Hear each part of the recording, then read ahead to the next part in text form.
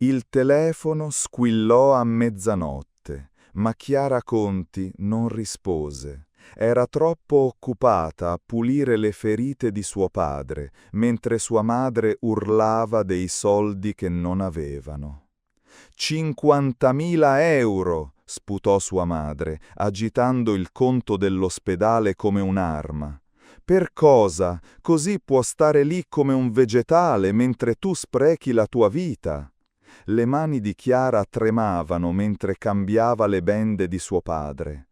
L'incidente in cantiere lo aveva lasciato paralizzato dalla vita in giù e l'infezione stava peggiorando. I dottori dicevano che un intervento sperimentale a Milano poteva aiutare, ma tanto valeva dire che dovevano volare sulla Luna. Forse, se non fossi così orgogliosa, continuò sua madre, accetteresti l'offerta del signor Gallo. Suo figlio vuole sposarti, 5.000 euro solo per il fidanzamento. Mai. La voce di Chiara tagliò attraverso l'appartamento squallido. A 19 anni aveva già sacrificato la sua borsa di studio in architettura per prendersi cura di suo padre. Non avrebbe sacrificato anche la sua dignità. Il suo telefono vibrò di nuovo, stesso numero sconosciuto. Questa volta, disperata per qualsiasi distrazione dal veleno di sua madre, rispose. «È la clinica?» sbottò, pensando potesse riguardare il piano di pagamento che aveva implorato. «Quale clinica?» La voce era profonda, colta, decisamente non del suo quartiere. Accento del nord, Milano, forse. «Mi scusi, numero sbagliato?» «Aspetti». Qualcosa nel suo tono la fermò. «Sembra sta piangendo». Chiara si toccò il viso, non se n'era accorta. «Devo andare». «Sono un dottore», disse rapidamente lo sconosciuto. «Alessandro Rossi. Qualunque cosa stia succedendo, forse posso aiutare». Quasi rise. Aiutare, da uno sconosciuto che non avrebbe mai capito cosa significasse guardare tuo padre marcire in un letto che non potevi permetterti di sostituire. In un appartamento dove la muffa saliva sui muri come accuse. «A meno che non abbia 50.000 euro, dottore, non può aiutarmi». Silenzio. Poi «Mi parli del caso».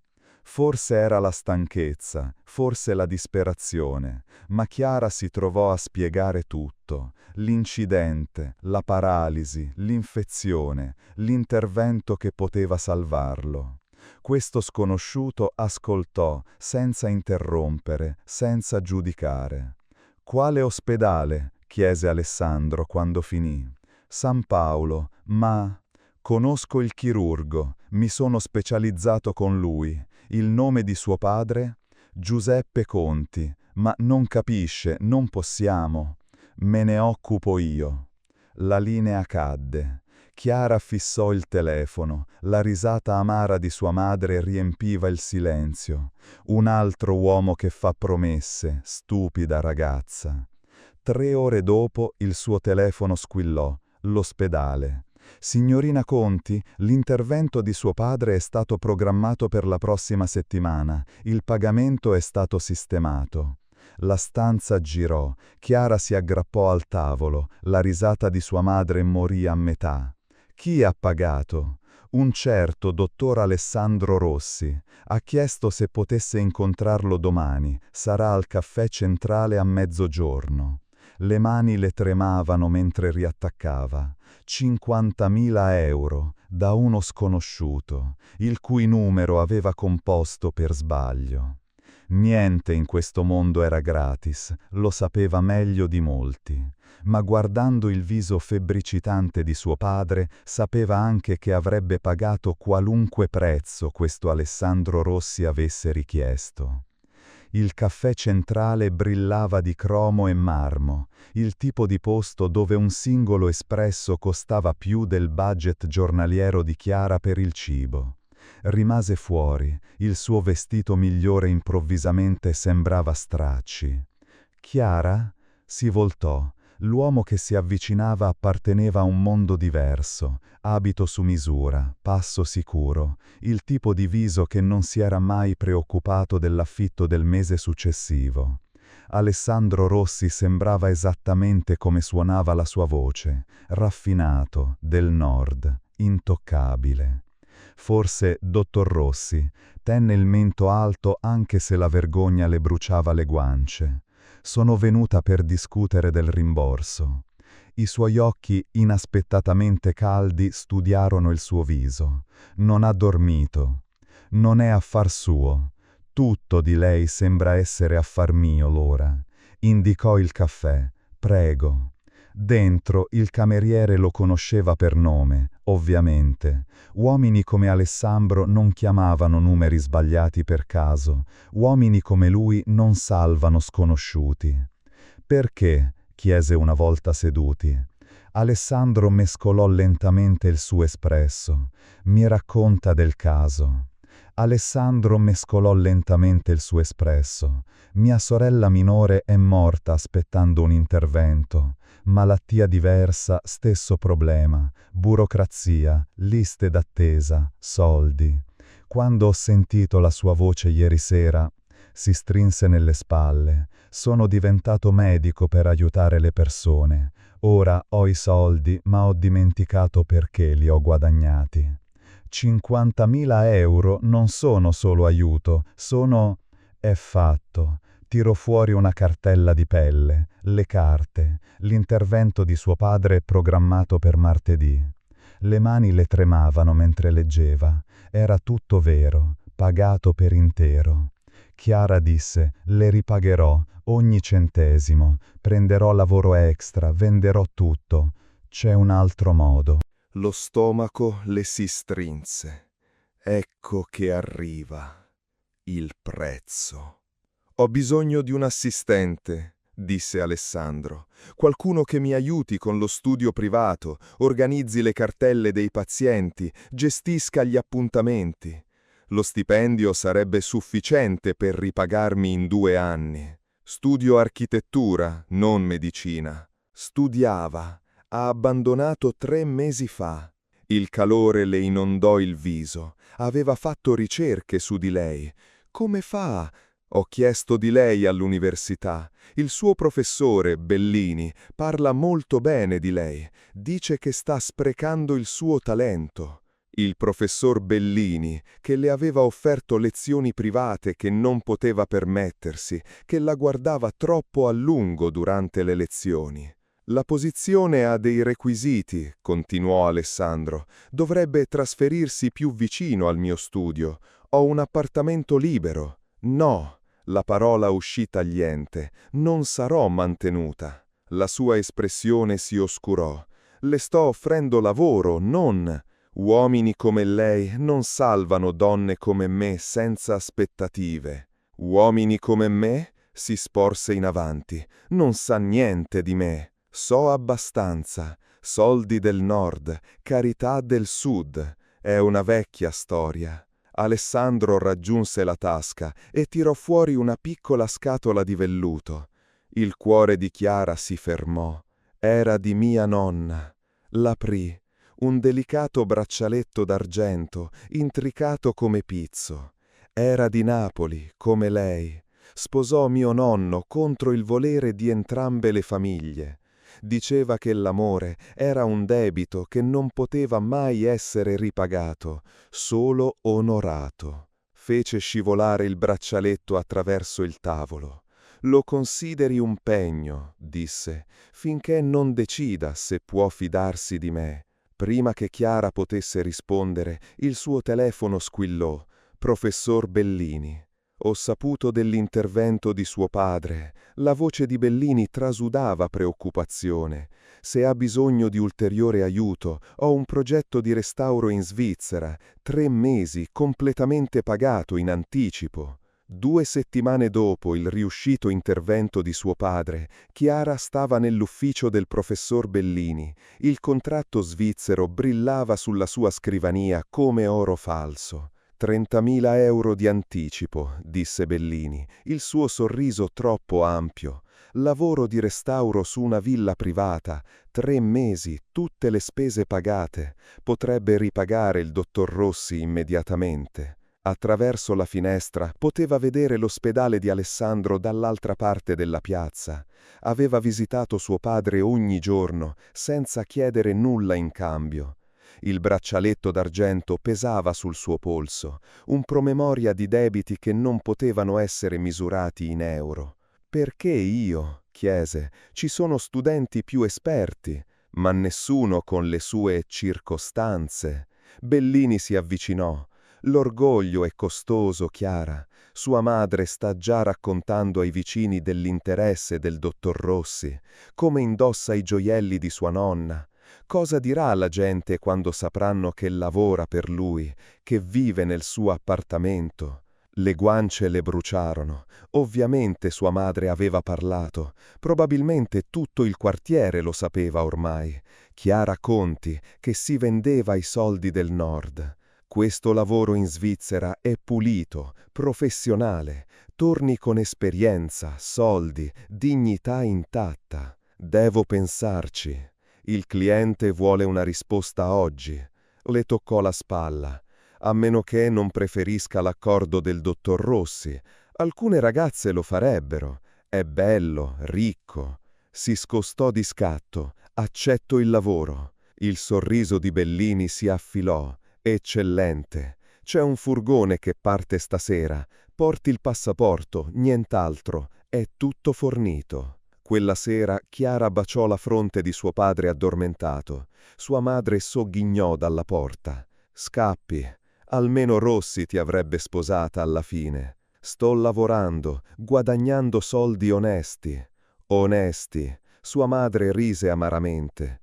«Pensi che quel dottore del Nord salvi le ragazze del Sud per carità? Pensi che Bellini mandi belle studentesse in Svizzera per le loro capacità architettoniche? Non sai niente. Conosco gli uomini e so cosa siamo per loro. Intrattenimento prima che sposino una dei loro». Chiara afferrò la borsa. Il veleno di sua madre la seguiva giù per le scale. All'angolo un furgone nero aspettava. 2 altre ragazze dentro, giovani, carine, disperate. Una stringeva la foto di sua figlia malata. «Svizzera», sussurrò la ragazza. Chiara annuì, anche se qualcosa di freddo le si posò nello stomaco. L'autista, faccia sfregiata, occhi morti, non sembrava qualcuno che lavorava nel restauro. Il suo telefono vibrò. Alessandro.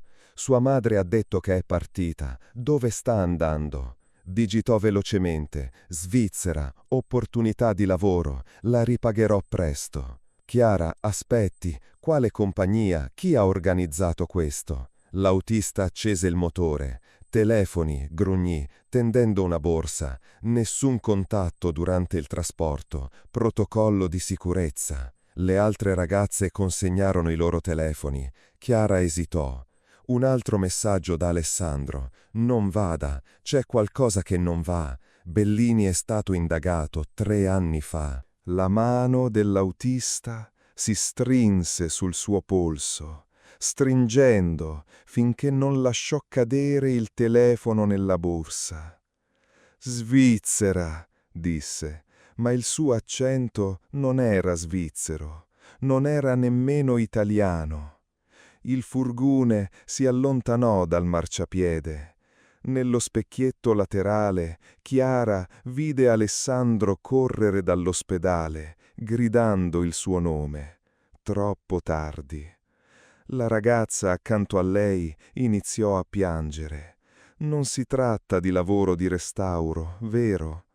L'autista rise, un suono come vetro che si rompe. «No», sussurrò Chiara.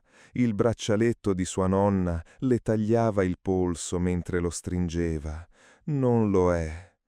Il complesso si accovacciava sulla costa albanese come una ferita di cemento.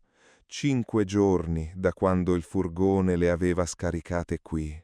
5 giorni di stanze chiuse a chiave, guardie armate e ragazze che sparivano una per una.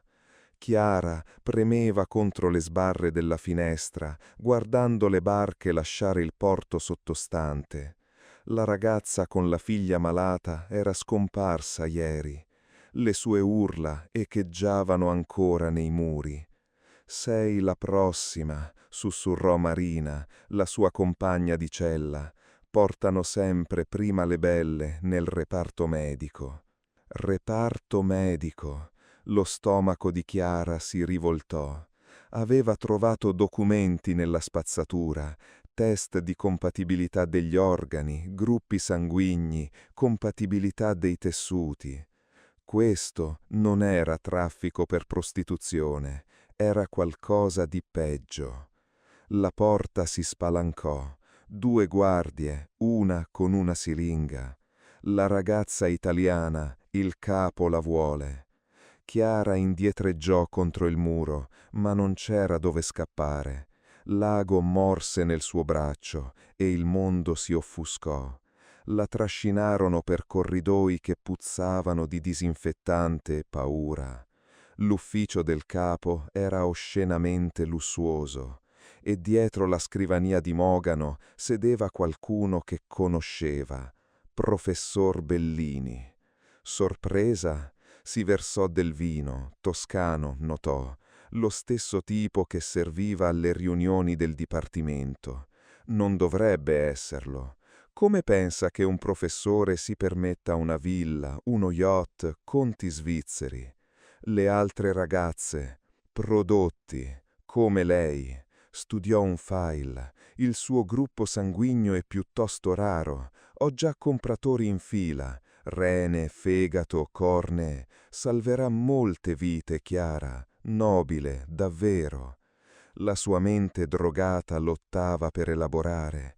Mio padre, l'incidente. Il sorriso di Bellini divenne crudele. Suo padre vide qualcosa di sfortunato 4 anni fa.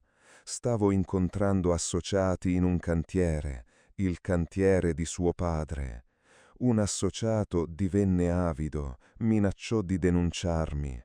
Me ne sono occupato, ma suo padre vide tutto. Ha causato il suo incidente. Un avvertimento. È rimasto zitto, l'ho lasciato vivere, ma quando aveva bisogno di soldi si strinse nelle spalle. Opportunità perfetta, eliminare la figlia del testimone, profittare dai suoi organi, soluzione elegante.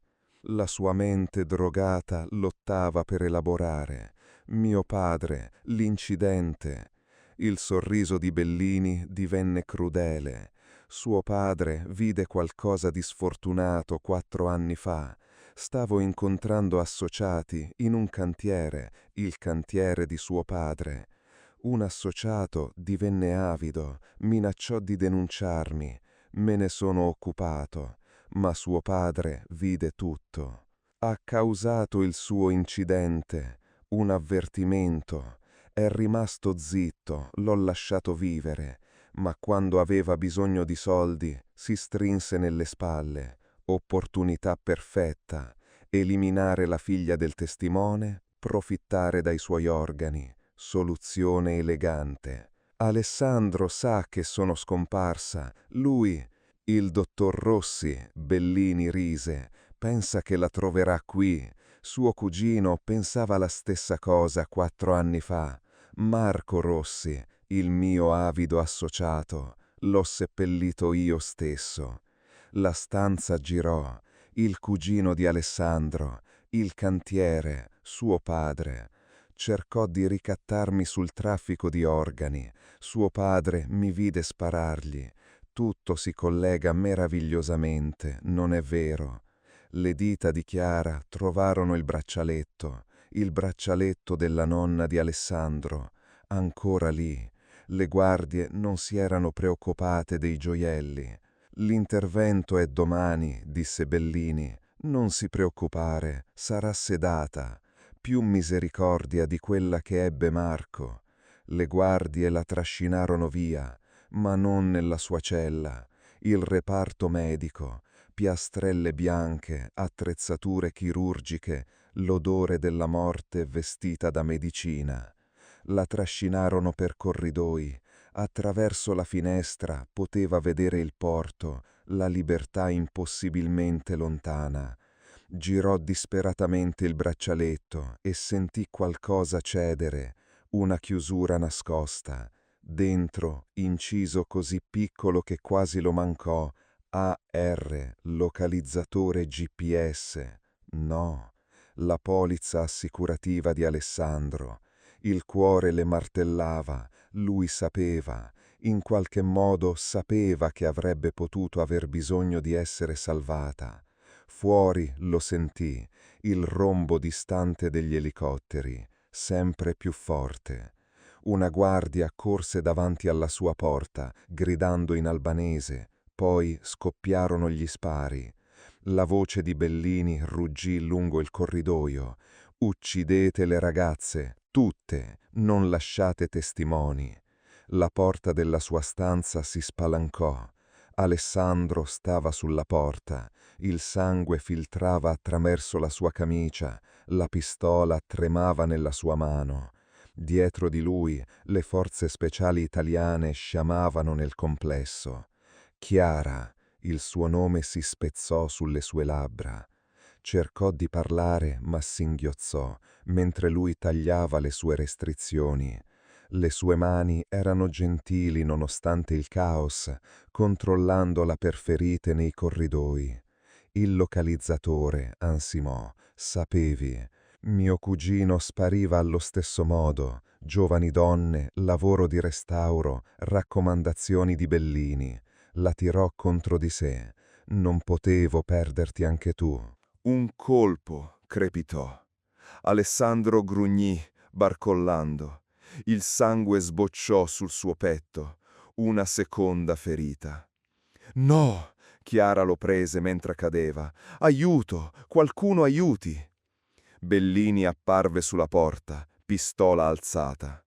Commovente. L'eroe muore salvando il suo caso di carità del Sud.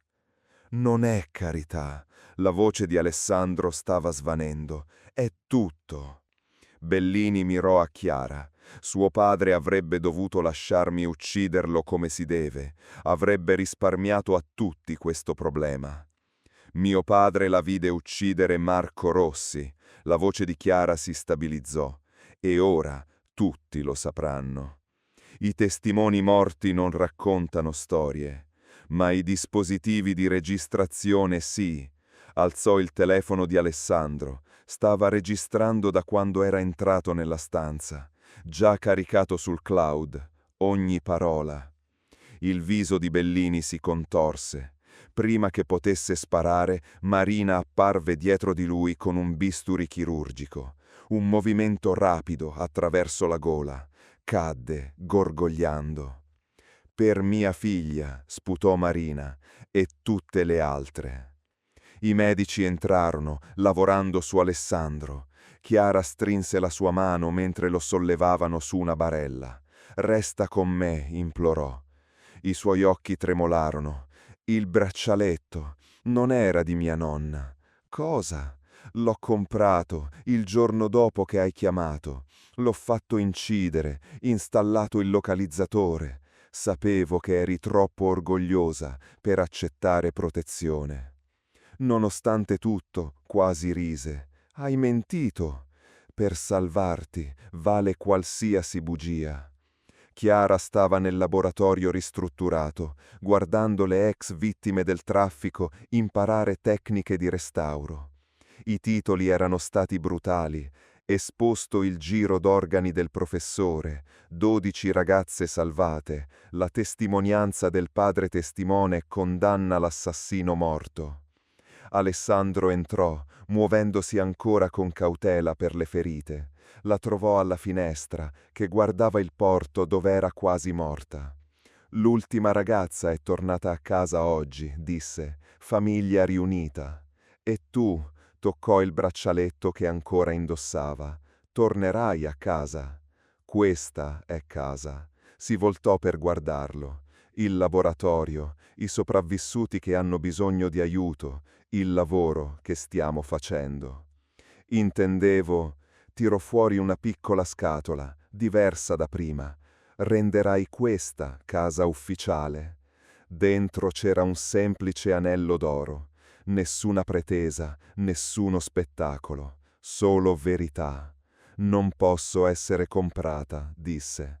Non sto comprando, sto offrendo. Non sarò salvata. Allora salva me, invece. Lo baciò, non per gratitudine o obbligo, ma per scelta. Il bacio di uguali che avevano attraversato l'inferno e si erano scelti dall'altra parte. Sua madre si era sbagliata, non era intrattenimento prima che sposasse una dei suoi. Era una dei suoi. Lo era stata da quella disperata chiamata di mezzanotte. Sì, sussurrò.